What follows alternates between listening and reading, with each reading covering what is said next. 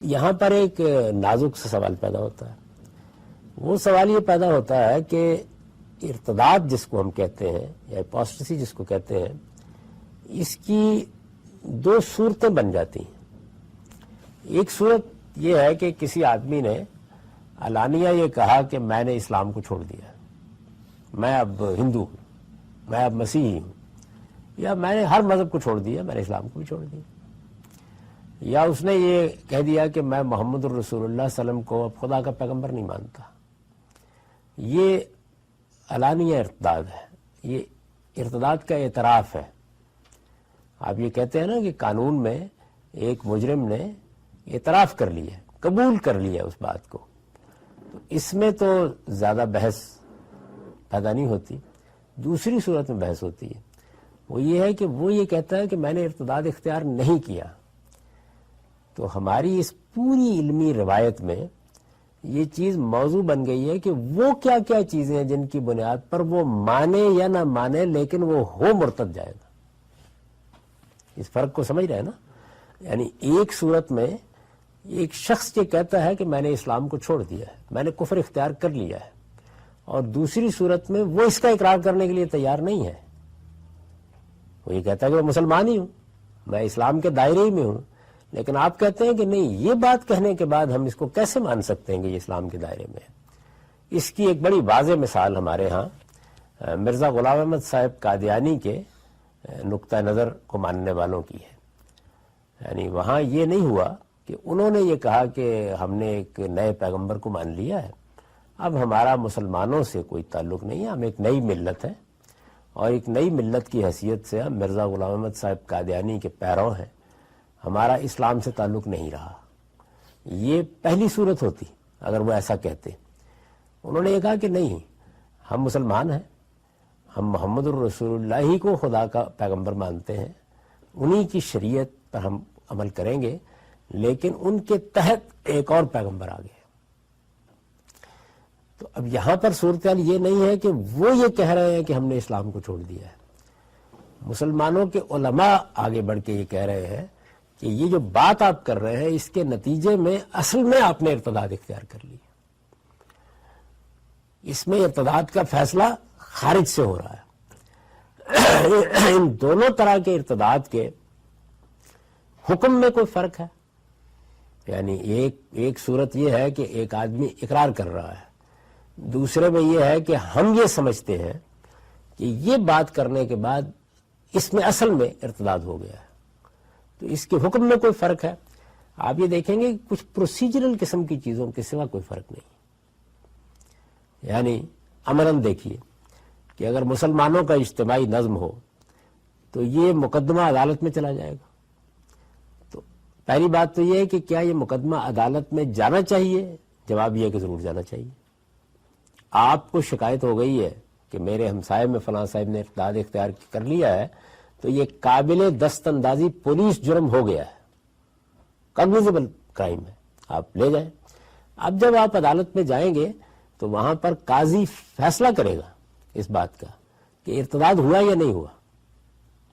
چنانچہ دیکھیے، میں نے کئی مرتبہ آپ کے علم میں ہوگا کہ یہ بات کہی اور بہت وضاحت سے کہی کہ ہمارے ملک میں جو توہین رسالت کی سزا کا قانون بنایا گیا ہے یہ بے بنیاد قانون ہے، اور اس میں یہ کہا کہ یہ قرآن مجید کے بھی خلاف ہے. ایسی کوئی سزا قرآن میں بیان نہیں ہوئی. یہ حدیث کے بھی خلاف ہے، حدیث میں بھی ایسی کوئی سزا بیان نہیں ہوئی. اس کے ساتھ میں نے ایک بات یہ کہی کہ یہ فقہا کی رائے کے بھی خلاف ہے. آپ جانتے اس کی وجہ کیا ہے؟ یعنی فقہا کی رائے کے بھی خلاف ہے. کیا فی الواقع ایسا ہے؟ تو فی الواقع ایسا ہی ہے. وہ اس کو کیسے اپروچ کرتے ہیں؟ وہ اس کو ایسے اپروچ کرتے ہیں کہ مثال کے طور پر ایک الف شخص ہے، اس نے رسالت باب صلی اللہ علیہ وسلم کی اہانت کر دی معاذ اللہ، یا اس نے کسی ایسے جملے سے یا اپنے فعل سے یہ واضح کر دیا کہ وہ رسالت باب صلی اللہ علیہ وسلم کو بحیثیت پیغمبر وہ مقام نہیں دے رہا یا جگہ نہیں دے رہا. وہ یہ کہتے ہیں کہ اس کے نتیجے میں وہ مسلمان نہیں رہا، اس نے ارتداد اختیار کر لیا ہے. تو ارتداد کی سزا قتل ہے. یعنی آپ اس فرق کو سمجھیں. وہ یہ نہیں کہہ رہے ہیں کہ ایک مسلمان نے توہین رسالت کا ارتکاب کیا ہے تو اس کی سزا قرآن یا حدیث میں قتل بیان ہوئی ہے. فقہا یہ نہیں کہہ رہے. وہ یہ کہہ رہے ہیں کہ چونکہ اس نے محمد الرسول اللہ صلی اللہ علیہ وسلم کے خلاف کوئی بات کر کے اہانت کا ارتکاب کیا ہے تو ایک پیغمبر کے معاملے میں جب یہ رویہ اختیار کیا جائے گا تو کوئی شخص مسلمان کیسے رہ سکتا ہے؟ تو وہ مسلمان نہیں رہا. اب جب وہ مسلمان نہیں رہا تو اس کا مطلب یہ ہے کہ وہ ارتداد کا ارتکاب کر رہا ہے, اور جب اس نے ارتداد کا ارتکاب کیا ہے تو اس کے اوپر اس قانون کا نفاذ ہو جائے گا. نتیجے کے لحاظ سے دیکھیں تو کوئی آدمی یہ کہہ سکتا ہے کہ وہ توہین رسالت کے مجرم کو قتل کی سزا دیتے ہیں, لیکن حقیقت کے لحاظ سے دیکھیں تو ایسا نہیں ہے. یعنی ان کے ہاں براہ راست اس جرم کی سزا نہیں بیان ہو رہی. وہ یہ کہہ رہے ہیں کہ جب اس نے یہ کام کیا ہے تو اصل میں وہ اسلام میں رہا نہیں ہے. جب اسلام میں نہیں رہا تو وہ مرتد ہو گیا ہے. اس نے ارتداد اختیار کر لیا. تو وہ کہتے ہیں ارتداد کوئی قابل دست اندازی پولیس جرم ہے؟ جی یقیناً ہے.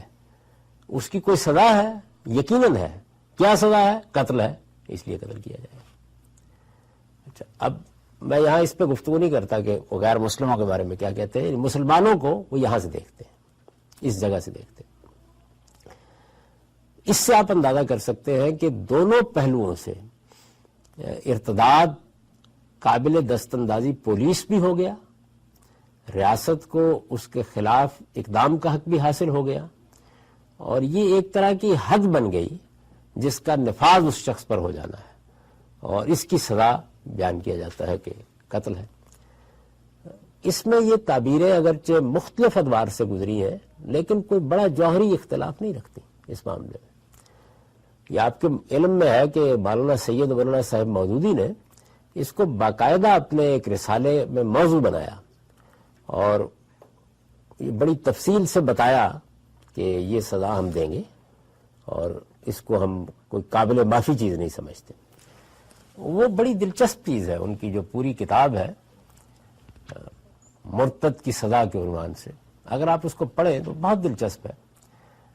وہاں سے آپ یہ سمجھ بھی سکیں گے کہ مولانا مودودی صاحب نے کس طریقے سے دین کے وہ اجزاء جو پہلے سے موجود ہیں ان کو ایک بالکل نئی صورت دے دی جس سے اسلام کی سیاسی تعبیر وجود میں آئی ہے. ظاہر ہے کہ یہاں یہ سوال پیدا ہوتا ہے نا کہ کسی آدمی کو اس کا مذہب چھوڑنے پر کیا سزا دی جائے گی. یعنی دنیا میں بظاہر تو یہی لگتا ہے نا کہ اللہ تعالیٰ نے آزادی دے رکھی ہے, آپ جو دین یا مذہب بھی اختیار کریں, تو کس اصول کے اوپر یہ سزا دی جائے گی. تو مولانا سید ولی اللہ مودودی صاحب نے اپنے فریم میں اس کو رکھ کے دکھایا ہے. ان کا فریم کیا ہے؟ ان کا فریم یہ ہے کہ مذہب اصل میں ہے ہی ریاست, بلکہ ایک جگہ انہوں نے یہ تعبیر اختیار کی ہے کہ دور حاضر میں اسٹیٹ کا لفظ جس معنی میں بولا جاتا ہے وہی مذہب ہے. میں اس کو مزید آسان کر دیتا ہوں کہ اگر ہمیں یہ آج کے زمانے میں تعارف کرانا ہو کہ اسلام کیا ہے تو ہم کہیں گے اسٹیٹ. یعنی اسلام اور ریاست, اسلام اور اسٹیٹ کو ہم منع کر دیا انہوں نے. اب جب یہ ہم مانا ہے تو آپ دیکھیے پوری کتاب میں وہ یہ استدلال کرتے آپ کو نظر آئیں گے کہ ریاست کے خلاف جب آپ کو اقدام کرتے ہیں تو یہ ہائی ٹریزن ہے, اور دنیا کی ساری ریاستیں اس کے اوپر موت کی سزا دے دیتی ہیں. تو اس لیے اس شخص نے, اسلام ایک اسٹیٹ ہے تو اس نے اس ریاست سے بغاوت کر دی. اب جب اس نے اس ریاست سے بغاوت کر دی ہے تو پھر دنیا میں جو سزا دی جاتی ہے وہ اس کو بھی ملنی چاہیے. یہ دیکھیے بات وہی ہے, یعنی ارتداد ایک جرم ہے, قابل دست اندازی پولیس ہے, یہ صرف گناہ نہیں ہے, اس کے خلاف ریاست کو اقدام کا حق ہے, اس میں سب متفق ہیں, مولانا مودودی متفق ہے, لیکن وہ بات کو کس جگہ سے لے رہے ہیں, یعنی جس سے آپ اسلام کی سیاسی تعبیر کی ہے انہوں نے اس کو سمجھ سکتے ہیں, ایک مثال سے سمجھ سکتے ہیں. ظاہر ہے اگر میں اس پر گفتگو کروں اسلام کی سیاسی تعبیر ہے کیا اصل میں, تو وہ پھر ایک الگ موضوع ہے جس میں بہت تفصیل سے بتانا پڑے گا کہ وہ کس جگہ سے اس کو لیتے ہیں, اپروچ کرتے ہیں. میں صرف ایک مثال دے کے فرق بتانا چاہتا ہوں کہ امام غزالی سے پوچھیں گے کہ ارتداد کی سزا کیا, وہ کہیں قتل. ابن تیمیہ سے پوچھیں گے کہیں قتل. شاہ ولی اللہ سے پوچھیں گے وہ کہیں گے قتل. مولانا مودودی سے پوچھیں گے کہیں قتل. لیکن مولانا مودودی اس کو بیان کیسے کر رہے ہیں؟ یعنی انہوں نے اس کے لیے جو استدلال ہے وہ بالکل تبدیل کر دیا. اور جو ان کی اپنی تعبیر ہے کہ اسلام اور ریاست، اسلام اور اسٹیٹ، یہ اصل میں مترادفات ہیں. جس کو دور حاضر میں، یہ الفاظ ہیں ان کے، جس کو دور حاضر میں آپ اسٹیٹ کہتے ہیں وہی اسلام ہے. اسلام جیسے علامہ اقبال نے ایک موقع کے اوپر یہ کہا ہے نا کہ اسلام ایک مذہب نہیں ہے، وہ تو ایک تمدن ہے. تو اسی طرح سے مولانا سید ابو اللہ صاحب مودودی یہ کہتے ہیں کہ اسلام ایک مذہب نہیں ہے، وہ ریاست ہے. یعنی یہ بھی ایک الگ بحث ہے کہ کیا فرق واقع ہوگا اس سے. وہ کہتے ہیں تمدن ہے، ریاست ہے. تو ریاست ہے تو پھر ریاست سے متعلق جو حقوق دنیا میں مانے جاتے ہیں وہ کہیں گے کہ اسلام کو حق حاصل ہے، یا مسلمانوں کو حق حاصل ہے، یا مسلمانوں کے نظم اجتماعی کو حق حاصل ہے کہ وہ ان حقوق کے تحت اقدام کرے. تو ارتداد کے بارے میں یہ بات واضح ہو گئی کہ ایک مسلمان جو مسلمانوں کے گھرانے میں پیدا ہوا ہے یا وہ مسلمانوں کے گھرانے میں پیدا نہیں ہوا، اب اس نے اسلام قبول کر لیا ہے، پھر وہ اس کو چھوڑ دیتا ہے، تو چھوڑنے کو ارتداد کہا جاتا ہے. اور ارتداد کے بارے میں یہ بات کہ وہ ایک قابل سزا جرم ہے، یہ متفق علیہ ہے.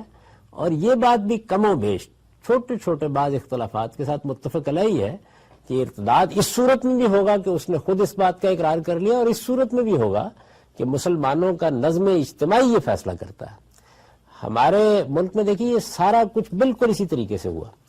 یعنی سب سے پہلے مرزا غلام احمد صاحب قادیانی کے ماننے والوں کے بارے میں علماء نے یہ کہنا شروع کیا کہ انہوں نے ارتداد کا ارتکاب کیا ہے. اس کے بعد یہ بات بھی جلسوں اجتماعات میں بیان ہونا شروع ہو گئی. پھر مطالبہ ہونا شروع ہوا کہ یہ بات تسلیم کی جائے کہ انہوں نے ارتداد اختیار کر لی ہے، یہ ایک دوسرا مذہب ہے. یہ مطالبہ ظاہر ہے کہ پہل کہاں سامنے آیا؟ یہ مختلف عدالتوں میں سامنے آیا.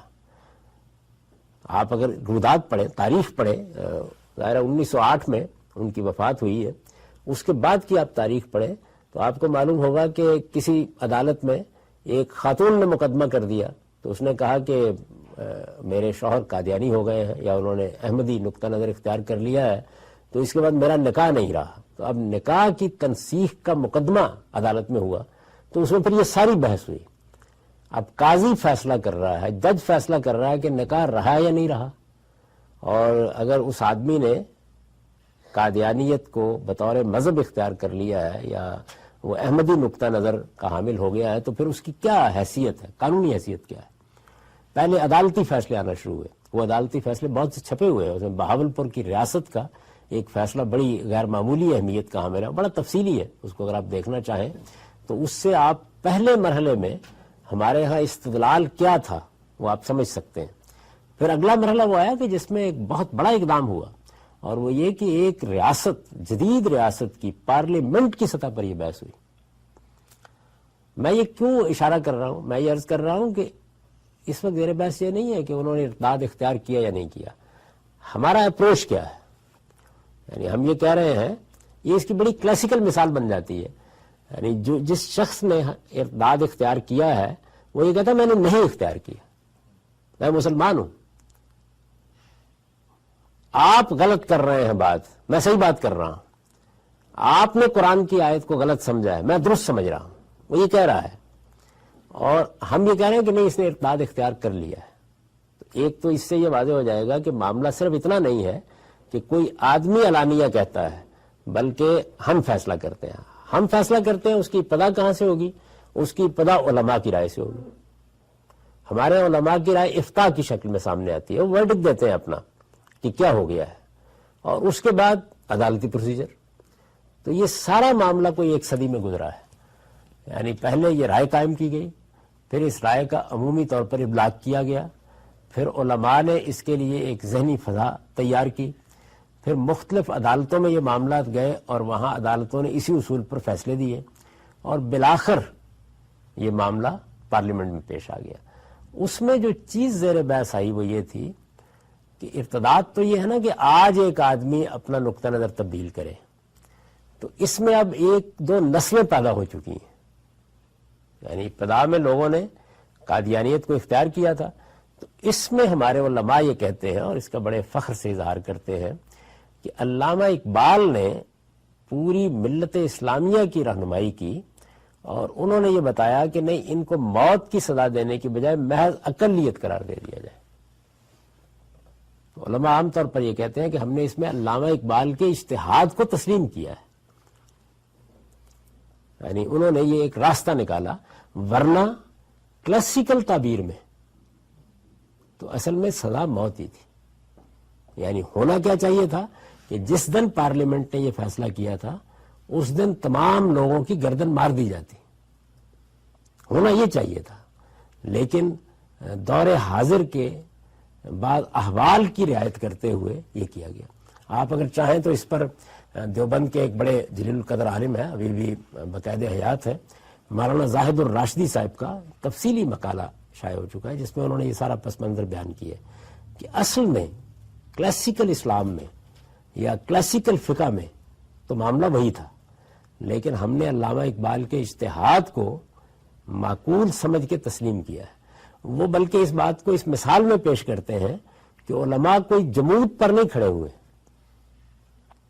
یعنی وہ اپنی کلاسیکی آراء میں کسی دوسری نقطہ نظر کو اکاموڈیٹ بھی کرتے ہیں، تسلیم بھی کرتے ہیں۔ اب میں اس پر تبصرہ نہیں کرتا کہ یہ کیوں قبول کیا گیا، وہ مسئلے کیا تھے، اور کلاسیکل فقہ کی روشنی میں یہ کیا بھی جا سکتا تھا یا نہیں جا سکتا تھا، یا اس میں علامہ اقبال کے اجتہاد کو تسلیم کیا گیا تو جو بنائے اجتہاد ہے وہ اس فقہ کے دائرے میں بھی آتی ہے یا نہیں آتی۔ اگر میں بہت مہذب طریقے سے تبصرہ کروں تو میں یہ کہتا ہوں کہ علامہ اقبال نے ایک مشکل صورتحال سے نکلنے کی اپنی شخصیت کی بنیاد پر راہ دکھائی ہے، ورنہ ایسا نہیں ہے کہ کوئی بڑی فقہی بنیاد فراہم کر دی ہے جس پر آپ اپنا نقطہ نظر تبدیل کر لیں۔ ایک صورتحال تھی، اس کے اندر سے نکلنے کا راستہ مل گیا لوگوں کو۔ کلاسیکل فقہ اور کلاسیکل اسلامی تعبیرات البتہ وہی بات کہتی۔ اب میں نے درمیان میں بات چھوڑ دی تھی کہ یہ تو ہوا معاملہ کہ ایک شخص مسلمان ہوا، مسلمان ہونے کے بعد مسلمان ہوا یا پہلے سے مسلمان تھا، مسلمانوں کے گھر میں پیدا ہوا تھا، یہ اس کا معاملہ ہے کہ وہ اگر چھوڑے گا تو نظم اجتماعی کے کیا اختیارات ہیں، کیا سزا ہے اس کی۔ جو اس وقت نیریٹو ہے، جو آپ کے مذہبی مدرسوں میں مختلف شکلوں میں پڑھایا جاتا ہے، مختلف صورتوں میں پڑھایا جاتا ہے، آپ کی جو سیاسی تحریکیں اٹھی ہیں اور ان کے بڑے غیر معمولی اثرات ہیں۔ مثلا اس وقت اگر آپ جائیں ملیشیا میں تو آپ کو ہر مسجد میں، اس وقت وہاں تحریک چل رہی ہے، تو ہر مسجد میں وہاں کی جو مذہبی جماعت ہے، جس کی 2 ریاستوں میں حکومت بھی رہی ہے، اب اس کی حکومت ایک ریاست میں ہے لیکن وہ کولیشن میں شریک ہے، تو باقی 3 ریاستوں میں بھی ان کی حکومت ہے۔ تو آپ یہ دیکھیے کہ ان کی طرف سے ایک بڑا پوسٹر اس دروازے کے برابر مسجد میں لگا ہوا آپ کو ہر سراؤ میں ملے گا، اس کے اندر انہوں نے بیان کیا کہ خدا کے حدود کیا ہیں، اس میں ارتداد کو بھی اسی طرح بڑے واضح طریقے سے بیان کیا ہے، اور وہ اس وقت وہاں پہ تحریک چلا رہے ہیں کہ اس کو قانون بنا کے ملیشیا کی ریاست میں نافذ کر دیا جائے، یا کم سے کم جس ریاست میں ہماری حکومت ہے وہاں ہمیں حق دیا جائے کہ ہم اس سزا کا نفاذ کریں۔ تو آپ وہاں ان کی چیزیں اگر پڑھیں، جب وہ استدلال کرتے ہیں تو آپ یہ دیکھیں گے کہ اگرچہ وہ دیوبندی پس منظر میں ہے یا ان کی نئی نسلیں زیادہ تر ازہر کی پڑھی ہوئی ہیں، لیکن جو استدلال بیان کیا جا رہا ہے یا جو اصطلاحات اور تعبیریں اختیار کی جا رہی ہیں وہ زیادہ تر وہی ہے جو مولانا سید مولانا صاحب مودودی نے اختیار کی ہیں، یعنی ایک ذہنی اور فکری اثر بہت غیر معمولی ہے اسی جگہ سے۔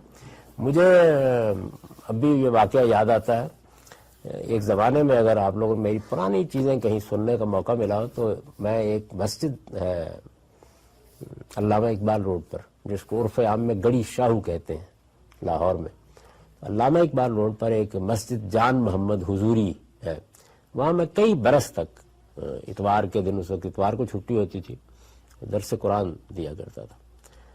تو اس مسجد میں کسی نے مجھ سے یہ سوال کیا ارتداد کے بارے میں، تو میں اس وقت ایک رائے پر پہنچ چکا تھا، تو میں نے اجمال میں اس کو بیان کر دیا۔ تو اس مسجد کا اہتمام جو صاحب کرتے تھے اور جو اس درس کا اہتمام بھی کرتے تھے، وہ ایک بڑے ہی غیر معمولی بزرگ تھے، نور احمد ان کا نام تھا۔ آپ ان کو دیکھتے تو معلوم ہوتا کہ بالکل یعنی ایک جنتی آدمی جیسے ہوتا ہے، نہایت اعلیٰ کردار، بڑی غیر معمولی سیرت، جماعت اسلامی کے پرانے ارکان میں سے تھے۔ تو مجھے اب بھی یاد پڑتا کہ بڑے نرم خو تھے، انتہائی نرم خو، میں نے سوال کا جواب دیا، مختصر سا میں وہاں سے چلا آیا۔ یہ میرا اپنا حافظہ اگر اس وقت وفاق کرے تو غالباً یہ بات 1979 کی 79 کی بات ہوگی۔ تو میں جیسے ہی گھر میں آیا تو میں نے دیکھا کہ وہ بزرگ جو ہیں بہت جیسے تیز تیز چلتے ہوئے میرے پیچھے آ رہے ہیں۔ تو انہوں نے مجھے مولانا مودودی کی کتاب دی کہ ذرا آپ پڑھ لیجئے گا۔ تو میں نے ادب سے ان سے عرض کیا کہ برسوں پڑھ چکا ہوں، اب اس کو کیا دوبارہ دیکھوں گا میں، لیکن میں آپ سے عرض کرتا ہوں کہ وہ کتنی وہ شفقت کے ساتھ وہ چاہتے تھے کہ نہیں کہ آپ کی بڑے محبت سے آپ کی سمجھ میں یہ بات آ جائے گی کہ یہ اصل میں اسٹیٹ کو چھوڑنا ہے۔ یعنی وہی بات انہوں نے رامپوری کے تھے، انہوں نے یہ بات مجھ سے کہی۔ یہ پہلی چیز جو اس وقت نیریٹو پریویل کر رہا ہے، جو آپ کے لیے ایک عظیم تحریک فراہم کرتا ہے، لوگ اصل میں اس کی اس گہرائی سے واقف نہیں ہیں پوری طرح۔ جیسے میں نے اس کو بیان کیا ہے، یہ ایسے ہی مدرسوں میں پڑھایا جاتا ہے۔ میں نے اس کو تنقید کر کے اور ایک خاص طریقے سے پریزنٹ کر دیا ہے، یعنی وہ اسی طریقے سے پڑھایا جاتا ہے۔ یہ جو مذہبی تحریکیں ہیں ان میں بھی ایسے ہی اس کی تعلیم دی جاتی ہے۔ مولانا مودودی صاحب کی یہ کتاب جماعت اسلامی کے لٹریچر کا حصہ ہے، ظاہر ہے کہ ہر کارکن اس کو پڑھتا ہے، پھر جو لوگ متاثر ہوتے ہیں وہ بھی اس کو پڑھتے ہیں۔ یہ ٹھیک ہے کہ سیاسی مصلحتوں کے پیش نظر یہ باتیں بہت بیان نہیں کی جاتی تھیں، لیکن یہ بہرحال ذہن فکر کے اندر پوری طرح موجود ہے۔ اور جس وقت ہم کہتے ہیں کہ اسلامی ریاست یا اسلامی نظام یا اس طرح کی تعبیرات اختیار کرتے ہیں تو اس میں یہ چیز بالکل واضح ہوتی ہے کہ یہ ہے وہ چیز جس کو ہمیں حاصل کرنا ہے۔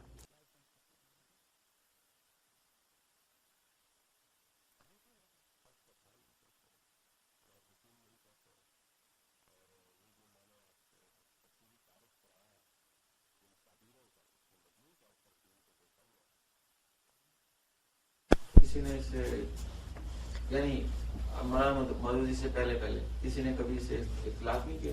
نہیں، اگر ہوتا تو میں اس کو بیان کر دیتا۔ اختلاف اس میں ہوتا ہے کہ اب اس نے یہ جرم کر دیا ہے، وہ جو اختلاف آج بھی ہے، اب کیا کرنا ہے؟ ایک آدمی یہ کہے گا کہ اس کو مہلت دینی ہے۔ اب دیکھیے وہاں ملیشیا میں انہوں نے کیا راستہ نکالا ہے۔ ملیشیا میں بحث ہو رہی ہے آج کل اس پر، اور وہ چونکہ مطالبہ کر رہے ہیں اور وہ کہتے یہ ہیں کہ ہم ملیشین پارلیمنٹ میں بل لا رہے ہیں جس میں وہ اپنی ریاست میں نفاذ کا حق مانگ رہے ہیں۔ ملیشیا میں ایک تفصیلی بحث اس کی شروع ہو گئی کہ ایک تو مہاتیر کو اب بھی بڑی حیثیت حاصل ہے، انہوں نے اس کے خلاف ایک واضح اسٹینڈ لے لیا۔